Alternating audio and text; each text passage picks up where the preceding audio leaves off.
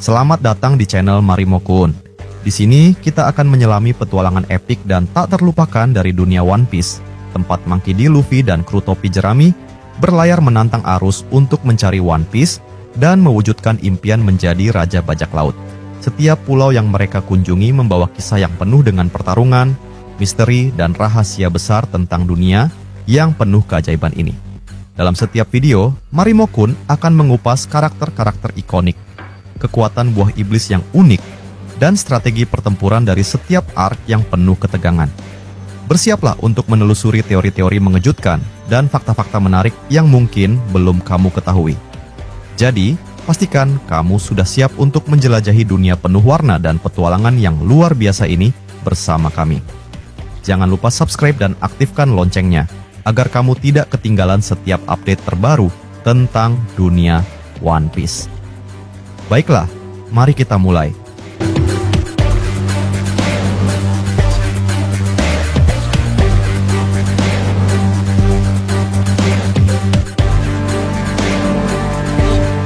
Cerita dimulai dengan suasana sunyi yang mencekam di sebuah dataran yang dijuluki sebagai tanah leluhur raksasa, wilayah pemakaman suci para bangsawan Elbaf. Udara dingin menyelimuti setiap sudut tanah berbatu itu. Angin membawa aroma tua dari masa lalu. Di tempat yang menjadi saksi peristirahatan terakhir Raja Harald, seorang wanita raksasa melangkah perlahan. Wajahnya sendu, namun sorot matanya penuh tekad. Ia menatap makam yang menjulang tinggi layaknya tugu peradaban, lalu berbisik lirih, hari yang diramalkan telah datang. Suasana berubah menjadi lebih mencekam. Kata-kata itu seolah membangkitkan kembali gema ramalan kuno yang selama ini terkubur bersama para leluhur. Beberapa raksasa percaya bahwa suatu hari akan tiba masa di mana Elbaf diguncang oleh kekacauan besar, pertanda perubahan dunia. Dan kini, hari itu bukan sekadar mitos, ia telah menjadi kenyataan. Seluruh Elbaf mulai terguncang, bukan hanya oleh pertempuran, tetapi oleh bayangan besar dari masa silam yang kembali menghantui masa depan. Di sisi lain pulau, jauh di bawah permukaan daratan, suasana tampak kontras. Sebuah bar pelabuhan ramai dengan suara gelas berdenting, tawa bajak laut, dan aroma alkohol yang menguar. Di tempat itulah, bajak laut yang dipimpin oleh Uruk tengah beristirahat. Suasana awalnya santai, hingga seorang wanita, pemilik bar, menghembuskan kabar panas. Dunia matahari sedang kacau. Kekacauan itu bukan sekadar pertikaian biasa, melainkan akibat pergerakan organisasi paling ditakuti, Ksatria Suci. Para alat kekuasaan pemerintah dunia yang selama ini bergerak di balik bayang-bayang telah menampakkan diri. Urush terdiam sejenak. Ia menatap kosong ke gelasnya, lalu berkata dengan nada berat, "Rupanya, ini saat yang telah lama ditunggu." Sementara itu, di tengah lautan yang luas, kapal bajak laut Fire Tank melaju perlahan membelah ombak. Di dalamnya, Kapon BG membaca koran terbitan terbaru World Economic Times. Koran itu tak hanya berisi informasi biasa, melainkan kabar-kabar yang mengguncang tatanan dunia. Di halaman utama, tertulis bahwa kelompok Akagami kini terlibat konflik langsung dengan Kurohige di Pulau Hachinosu. Sebuah perang yang selama ini hanya bisa dibayangkan, kini menjadi kenyataan. Anehnya, meski pertempuran besar sedang berlangsung, tidak satupun jurnalis sempat meliputnya. Dunia masih buta. Hanya kita, pembaca, yang bisa melihat dengan mata kepala sendiri bagaimana takdir mulai mempermainkan semua pemain besar. Namun, berita itu hanyalah permulaan. Laporan selanjutnya memperlihatkan bagaimana pasukan revolusioner yang dipimpin oleh Monkey D. Dragon mulai bergerak cepat. Mereka menargetkan kapal suplai pemerintah dunia yang mengangkut makanan bagi Tenryubito di Marijoa. Di tengah krisis, Gorosei Garling dan Shamrock, sang pemimpin tertinggi Ksatria Suci, turun langsung untuk melindungi kapal tersebut. Ini bukan hanya sekadar pengawalan, melainkan pengakuan bahwa posisi pemerintah dunia sudah sangat rapuh. Keadaan menjadi begitu genting karena bila kapal itu gagal mencapai tujuannya, banyak Tenryubito akan mati kelaparan. Faktanya, beberapa sudah mati. Sebuah kenyataan tragis yang belum pernah terjadi dalam sejarah peradaban langit. Nama Dragon pun kini dicap sebagai iblis pemberontak yang melampaui batas.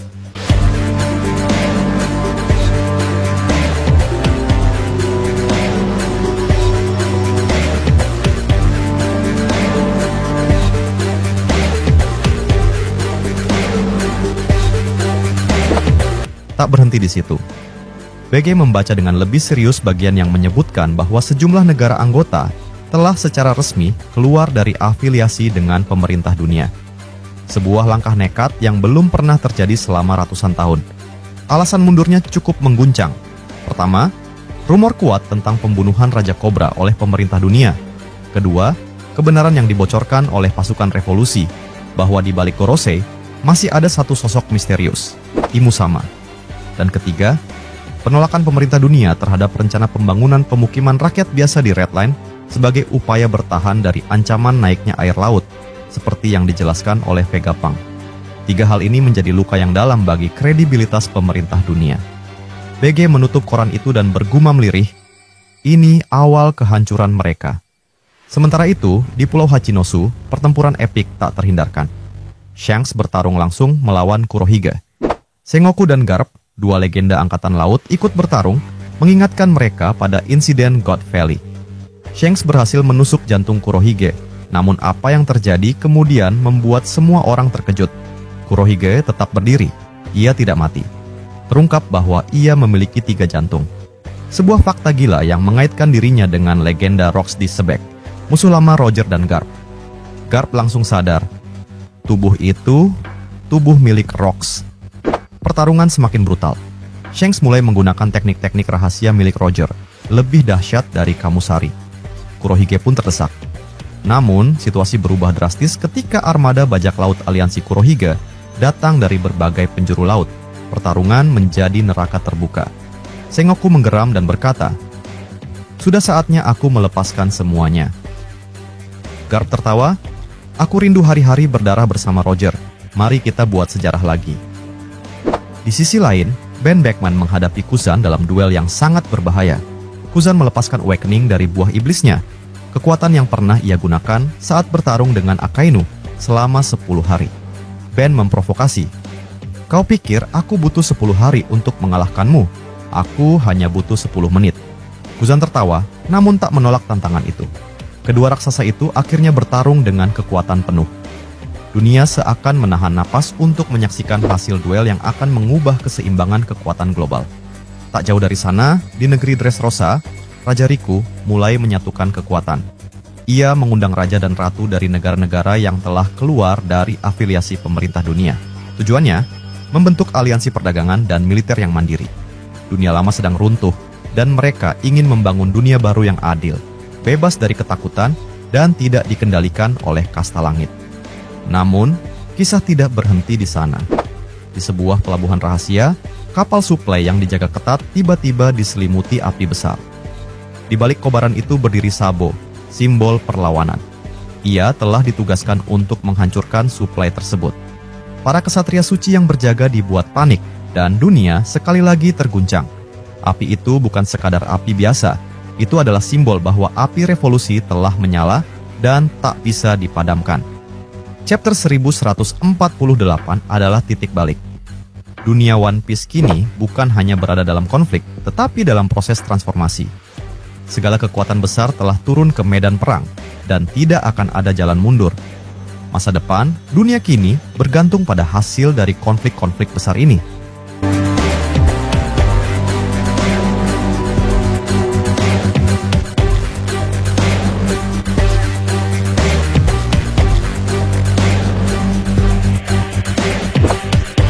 Api yang membakar langit.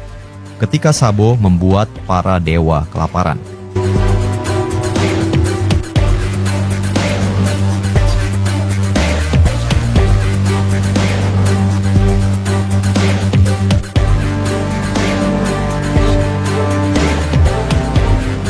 Dunia telah lama tunduk pada langit, tapi hari ini langit mulai runtuh. Dan yang menyalakan api pertama adalah seorang pria yang mereka kira telah lama mati. Namanya dikenal oleh seluruh penjuru lautan. Bagi sebagian orang, ia adalah pahlawan. Bagi yang lain, teroris paling berbahaya yang pernah ada. Namun, satu hal pasti, ia bukan sekadar manusia. Ia adalah simbol. Sabo, Kaisar Api, Kepala Staf Pasukan Revolusioner. Orang nomor 2 setelah Monkey D. Dragon. Dahulu hanyalah bocah bangsawan yang menolak dunia penuh kasta dan ketamakan. Kini menjadi nyawa dari revolusi yang membara. Ia tidak mengejar kekuasaan, ia tidak memburu tahta, tapi justru karena itulah ia paling ditakuti. Setelah bertahun-tahun berada di bayang-bayang, dunia kembali mengenalnya di Dressrosa, mengambil alih buah iblis saudaranya yang telah gugur, Ace, dan menunjukkannya pada dunia bahwa tekad api tidak padam, ia hanya berpindah tangan. Namun kemunculan Sabo di Dressrosa hanyalah prolog dari sesuatu yang lebih besar. Jauh lebih besar. Saat ini, dunia One Piece berada dalam pusaran badai. Di tanah leluhur raksasa Elbaf, ramalan kuno menggema. Sebuah zaman baru akan lahir melalui kehancuran dunia lama. Di laut lepas, pertempuran maha dahsyat meledak. Shanks melawan Kurohige. Duel dua kaisar laut yang tak terhindarkan. Di tengah api dan darah, pemerintah dunia makin goyah. Korupsi, pembunuhan Raja Kobra, dan nama misterius Imu mulai tersebar. Dunia gemetar.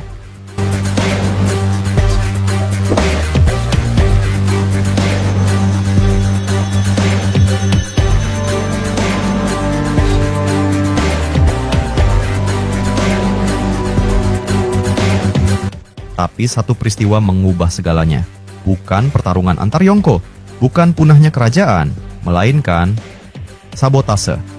Satu kapal yang membawa harapan hidup bagi para Tenryubito di Marijoa. Dan satu nama, Sabo, yang membakarnya. Tidak ada pengumuman, tidak ada peringatan. Sabo datang seperti badai. Dengan haki yang memadat, tubuh dilapisi kekuatan Ryusoken, dan tangan kanan menyala dengan api merah-merah Nomi. Kapal suplai pemerintah dunia dijaga ketat. Ada kapal perang, ada kesatria suci, bahkan 2 dari 5 orang terkuat, Garling Vigarland dan Saint Shamrock. Tapi itu tidak cukup. Sabo menembus penjagaan, menyusup, dan menghancurkan jantung sistem logistik Marijoa. Api membubung tinggi, tidak hanya membakar kayu dan besi, tapi juga membakar ego dan harga diri pemerintah dunia. Kapal hancur, persediaan musnah, dan untuk pertama kalinya dalam sejarah, Tenryubito, para dewa dunia, kelaparan. Beberapa tewas, sisanya menjerit, tapi tidak ada makanan yang datang, tidak ada bala bantuan, tidak ada pengampunan. Sabo tidak hanya menghancurkan kapal, ia menghancurkan ilusi bahwa langit tak tersentuh. Aksi ini memicu efek domino yang belum pernah terjadi sebelumnya. Negara-negara anggota pemerintah dunia mulai mundur. Konspirasi tentang pembunuhan Raja Kobra menjadi nyata. Vegapunk menghilang setelah proyek Red Line ditolak. Nama Imu mulai muncul di tengah rakyat. Dan dari tengah kobaran itu berdiri satu sosok. Dengan tubuh berasap, mata membara, dan hati yang membatu. Sabo. Ia telah membuktikan bahwa pemerintah dunia bukan tak terkalahkan. Ia menunjukkan kepada seluruh dunia bahwa keadilan bisa datang dari api. Sabo bukan sekadar pengguna buah iblis. Ia adalah makhluk yang membaurkan teknik bela diri langkah Ryusoken, Busoshoku Haki yang kokoh, Kenbunshoku Haki tajam, dan api destruktif merah-merah Nomi. Dalam satu tubuh. Bahkan sebelum memiliki kekuatan Logia, ia telah mampu melawan Ace dalam latihan saat kecil. Kini setelah dewasa, ia berada di level Laksamana. Bahkan mungkin lebih tinggi. Ia pernah menghadapi Fujitora, seorang admiral, dan bertarung seimbang tanpa luka berarti.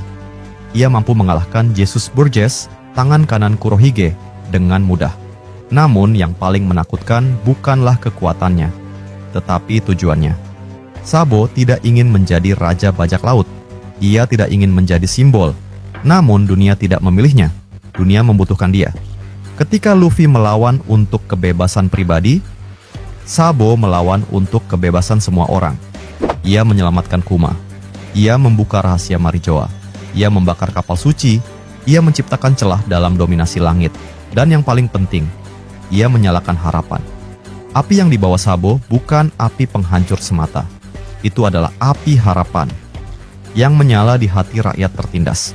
Api pembalasan dari ratusan tahun tirani. Api yang kini tak bisa dipadamkan. Kini dunia berada di tepi jurang.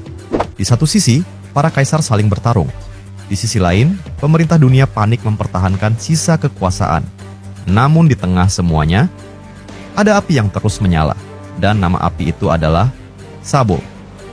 Ketika rakyat lupa bagaimana melawan, maka satu pukulan saja cukup untuk mengingatkan dunia bahwa langit pun bisa jatuh.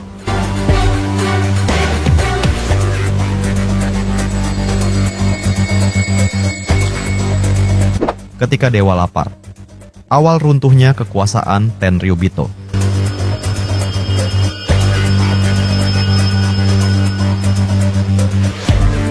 Di tengah dunia One Piece yang kompleks dan penuh intrik, pemerintah dunia berdiri sebagai entitas yang selama 8 abad lebih tak pernah tergoyahkan.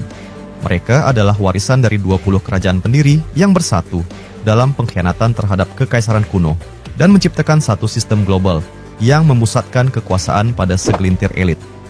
Di puncak Red Line yang menjulang tinggi, berdirilah Mary Geoise, kota suci yang menjadi simbol keangkuhan dan kemewahan yang dibangun di atas penderitaan dunia bawah. Disinilah para Tenryubito yang disebut sebagai naga langit berkuasa. Mereka bukan sekadar bangsawan, tetapi kasta setengah dewa yang tak bisa disentuh. Hidup dalam lapisan gelembung yang memisahkan mereka dari udara rakyat biasa, dari penderitaan yang mereka anggap najis. Namun kini, di tengah bara revolusi dan serpihan kebenaran yang mulai menyebar, para dewa itu mulai merasakan napas dari dunia nyata. Mereka lapar, dan dunia menertawakan penderitaan mereka. Krisis pangan Tenryubito bukanlah peristiwa biasa. Ia adalah momen historis, paku pertama dalam peti mati dari sistem penindasan global yang selama ini menekan umat manusia.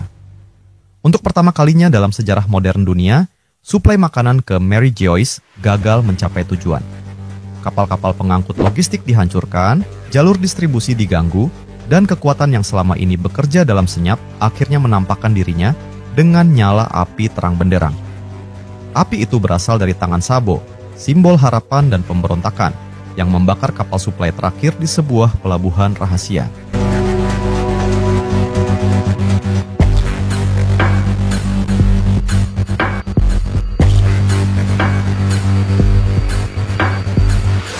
Dalam kobaran itu, tergambar jelas bahwa ini bukan sekadar sabotase, melainkan deklarasi perang terhadap tatanan ilusi yang selama ini menindas dari balik kabut sejarah.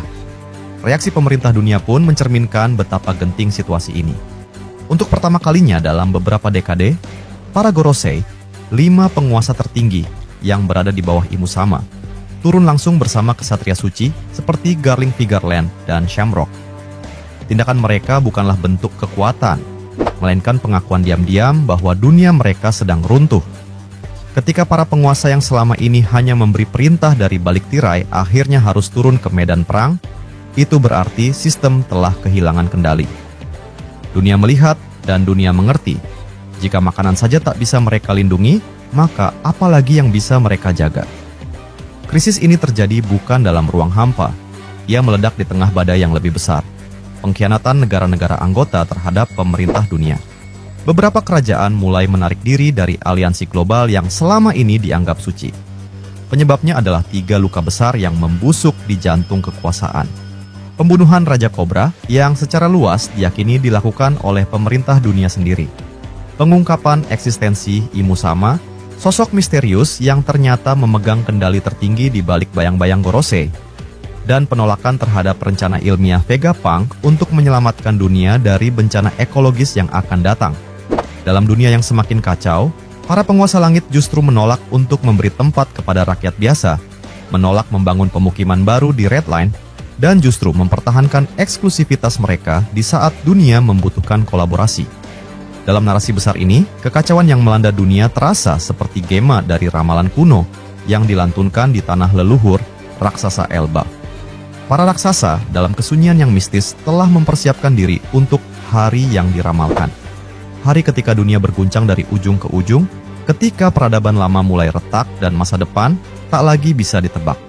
Krisis pangan Tenryubito adalah salah satu tanda nyata bahwa hari itu benar-benar telah tiba. Bukan hanya dalam pertempuran fisik, tetapi juga dalam struktur ekonomi dan sosial. Dunia mengalami rekonstruksi total. Dan mereka yang dulu berada di puncak piramida sosial Tenryubito, kini harus menghadapi realitas bahwa mereka tidak kebal terhadap penderitaan yang selama ini mereka lemparkan ke bawah. Yang lebih tragis adalah bagaimana dunia menanggapi penderitaan mereka. Tidak ada belas kasihan, tidak ada bantuan, tidak ada armada angkatan laut yang bergerak untuk menyelamatkan mereka dengan hati.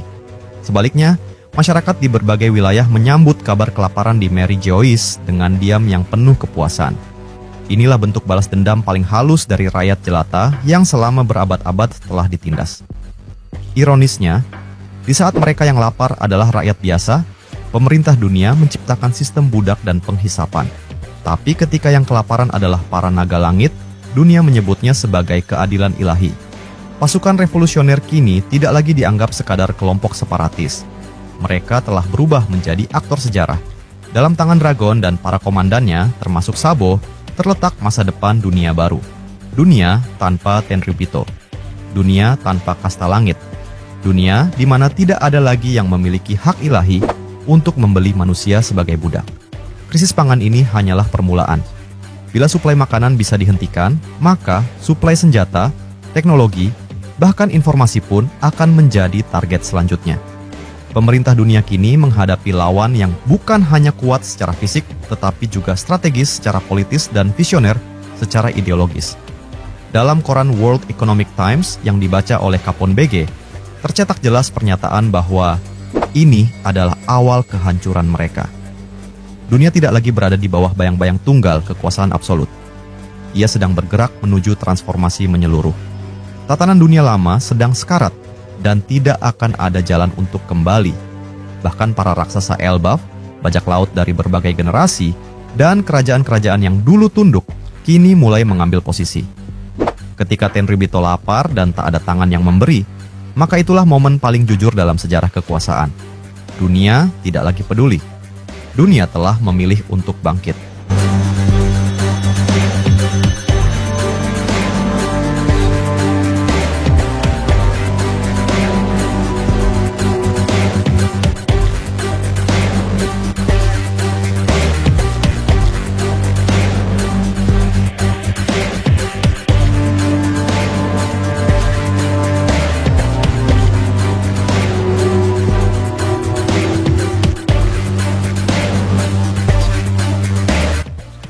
Terima kasih sudah nonton sampai akhir.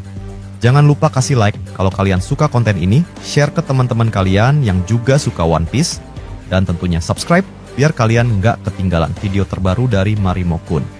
Kalau ada teori, fakta, atau topik lain seputar One Piece yang kalian pengen kita bahas, langsung tulis aja di kolom komentar.